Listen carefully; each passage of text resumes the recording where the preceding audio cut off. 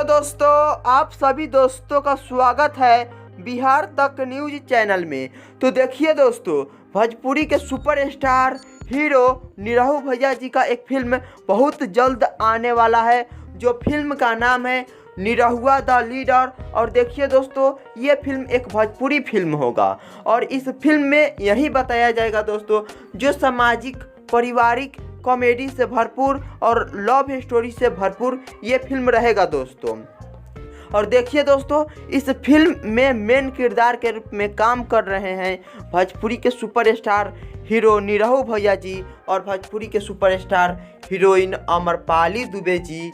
और देखिए दोस्तों, इस फिल्म का एंट्री सिनेमा हॉल से लेकर सोशल मीडिया पर तहलका मचा देगा दोस्तों। और इसका एंट्री बहुत ज़बरदस्त तरीके से होगा निरहुआ द लीडर इस फिल्म का दोस्तों। चलिए दोस्तों, अब हम लोग अगले वीडियो के साथ मिलते हैं। वीडियो कैसा लगा कमेंट में बताइएगा। प्लीज़ दोस्तों, चैनल पर नए होंगे तो सब्सक्राइब कीजिएगा, घंटी को दबाना।